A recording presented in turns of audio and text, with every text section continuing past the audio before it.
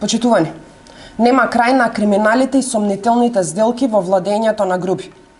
Ова пред мене се трансакциите кои државните институции ги направиле кон ETC Travel Doel Скопје, фирма во сопственост на братот на Артан Груби, чија вредност надминува 1 милион денари.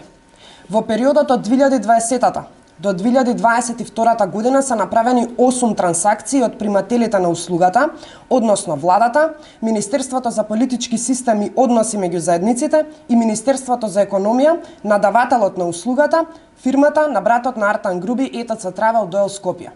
Може да се види различни трансакции со различна вредност од 100, 300 па и 400.000 денари, а вкупната вредност надминува 1 милион денари, додека Груби јавно вели дека немал никаква врска со бизнисот на неговиот брат. Почитувани, јасна е намерата, уште појасна е братската врска, а најочигледен е судирот на интереси. Целта е да владее криминалот и корупцијата, да се позиционира мрежата на секаде.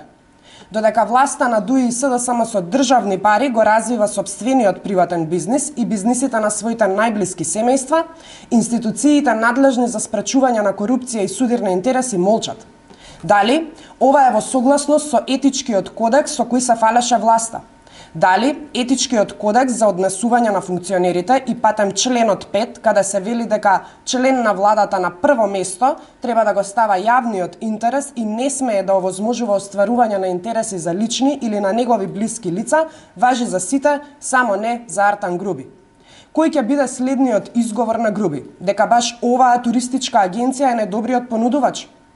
Почитувани граѓани, иако сакаат да ја убедат јавноста дека токму фирмите на членовите на нивното најблиско семејство се идеалниот партнер, ова е само уште еден криминал и судир на интереси, изречно забрането според Законот за спречување на корупција и судир на интереси.